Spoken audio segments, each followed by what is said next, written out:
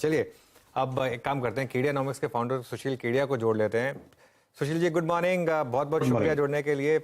Sorry आज थोड़ा late आया आपके पास। कोई बात नहीं। आज रॉकेट कॉल से शुरुआत करेंगे। आज की रॉकेट कॉल क्या होगी, बताइए आपकी। इतने ज्यादा रॉकेट कॉल्स हैं इस वक्त बाजार में। शॉर्ट टर्म इंडेक्स की बात अपनी जगह पे कि हमारे क्लाइंट्स आपस में मजाक करते हैं, इतने शेयर्स खरीदने के लिए कोई बैंक लूटना पड़ेगा। तो ना इतने ज्यादा रॉकेट कॉल्स है, बाजार अलग ही है। अभी राहुल अरोड़ा जी जैसे आपको जिलेट पे बता रहे थे, तो उनकी फंडामेंटल रिसर्च रिपोर्ट भी मैंने देखी है। वो एज ए कंजर्वेटिव पर्सन उन्होंने बड़ा हम्बल फोरकास्ट किया है। ये देखिए, जिलेट की चार्ट से शुरू करते हैं। मुझे ये जो चाल शुरू हो चुकी है, अगले साल 1.5 साल में ये जिलेट 10,000 हो जाएगा तो कोई भी आश्चर्य नहीं होगा। और ये 10,000 पे भी थमेगा नहीं। कोई 5 साल का व्यू ले तो मेरे को लगता है स्टॉक फाइव बैगर है यहाँ से। ये 5,000 का 25,000 होते लगता है 5 साल में। पर टुकड़े टुकड़े में इस पे काम करेंगे। अगले 1 साल में पहले से 10,000 होने दीजिए। दूसरा, उन्होंने जो Procter and Gamble health and hygiene बोला, तो टेक्निकली चार्ट इतनी ज्यादा बुलिश है कि 20,000 का भाव लगता है इस वक्त। ये जो 14,500-15,000 है। और पीजीएचएच के अलावा पीजीएचएल जो है वो मेरे को सीधा डबल होते लग रहा है। तो ये ग्लैक्सो है या ये फाइजर है, ये जो बढ़िया क्वालिटी की एमएनसी कंपनीज जो ओवर वैल्यूएशन में एक करेक्शन की साइकिल में फंस गई थी, इन सब में लॉन्ग टर्म ब्रेकआउट्स आ रहे हैं। तो इनको 19,000 की निफ्टी से मतलब नहीं, क्योंकि 19,000 की निफ्टी पे बहुत सारे स्टॉक्स 12,000 और 14,000 के भी भाव में पड़े थे। और highest quality governance, highest quality products और ओवर वैल्यूएशन था। ओवर ए टाइम वो एडजस्ट हो गया। तो ये सारे स्टॉक्स में लॉन्ग टर्म के ब्रेकआउट्स है निवेशकों के लिए। और अब आ जाते हैं हमारे यूजुअल शॉर्ट टर्म प्लेस पे। तो देखिए, जैसे बॉम्बे डाइंग की आपको चार्ट मैंने अप्रैल के महीने में भी 50 में हमने बात की थी 150 हो जाएगा, और फिर 80 में भी उसको रीइंफोसाइज किया। लास्ट 3-4 दिन की जो प्रॉफिट टेकिंग आई है ना, उसके बावजूद भी अनुज यहां से लगता नहीं कि इसको बेच देने का मतलब है, और लेने का जी कर रहा है।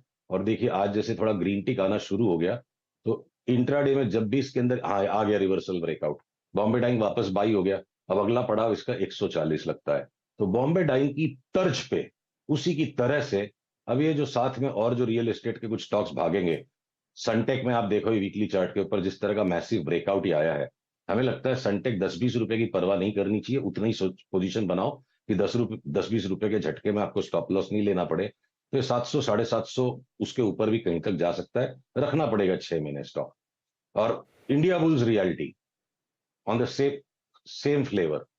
तो इंडिया बुल्स रियलिटी में भी जो ब्रेकआउट्स बन रहे हैं, एक अगला अगला पड़ाव खाली बचा है 66-67 का। 67 के ऊपर गया तो ये 90 जाएगा। और मुझे लगता है कोई 2 साल इसको उठा के बैठ जाएगा तो इसका भाव 200 रुपए हो जाएगा। तो रियल एस्टेट में एक तरफ अगर ये स्टॉक्स इस तरह से भाग रहे हैं, तो दूसरी तरफ आपके हो सकता है हम ओबरॉय रियलिटी में शॉर्ट भी कर दें सिग्नल आने पर। हो सकता है हम डीएलएफ में शॉर्ट भी कर दें। तो with in the sectors rotations काफी हैं। और अडानी ग्रुप के मेरे को सारे स्टॉक्स अब अच्छे खासे भागते लग रहे हैं। अगर मैं आपको ये सारे नाम दिखाऊं, देखिए, अडानी ट्रांसमिशन एक नो ब्रेनर चार्ट है, ये चला ही नहीं। और जैसे ही ये 800 के ऊपर जाएगा, इसमें एक मैकेनिकल बाई ट्रेड आ जाएगा 2,000 की चाल तक का। पॉसिबल है 2,000। हम कंजर्वेटिज्म के लिए इसको 1,600 तक ही खेलेंगे। अडानी ग्रीन देखिए, नो ब्रेनर चार्ट है। ये साइडवेज कंसोलिडेशन देता जा रहा है। जैसे 1,010 के ऊपर चलेगा, इसमें सीधे 1,600 की चाल शुरू हो जाएगी। एनडीटीवी पे हमारी कई बार बात हो चुकी है, उस पर मैं आऊंगा 2 मिनट में।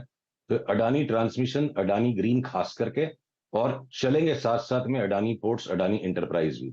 अब अडानी इंटरप्राइजेस में जैसे और फर्दर ब्रेकआउट आ जाता है, ये 2470 के ऊपर गया तो इसके अंदर में 3,000-3,200 हो सकता है 3,500 तक की भी चाल आ जाए। सो बड़ी स्क्वीज जो है वो अडानी के स्टॉक्स में ऑब्वियसली बहुत ज्यादा वॉलेटाइल है। और चलते चलते कुछ क्विकली स्टॉक्स अगर मैं ऐड कर सकूं आज, तो देखिए, जी टेलीफिल्म में एक बहुत बड़ा स्ट्रक्चरल मूव आ रहा है। अब मुझे नहीं पता कि जी में से जो भी जहर निकलना था वो निकल चुका है, नहीं निकल चुका, उसे पॉलिटिकल बातें हैं। बट प्योर चार्ट की नजर से अगर आप देखो इसको, तो ये देखिए 2020 के लो से यहां तक जो था, ये large long term A B C wave था, और ये बी वेव हो गया। जिस तरह की रॉकेट मूव 160 से 380 तक आई थी 2021 में, सिमिलर नेचर की एक मूव मुझे 440 तक जाने की पूरी संभावना दिखती है। स्टॉप लॉस रखना पड़ेगा। तो 188-90 के स्टॉप लॉस से भी 202 का भाव है। हर पुल बैक में इसको लिया जाए और उतना ही काम कीजिए जितनी आप डिलीवरी संभाल सको। भले फ्यूचर्स में बहुत ज्यादा वॉलेटाइल है स्टॉक। तो मुझे नहीं पता कि सोनी इसको एकदम एक्सपीडिशियसली टेक ओवर कर लेगा या इसकी सारी समस्याएं पूरी हो गई है। पर चार्ट कह रही है कि इसको बहुत अग्रेसिवली ऊपर बढ़ना है। तो साथ ही साथ डिश टीवी भी उसी कैटेगरी में है।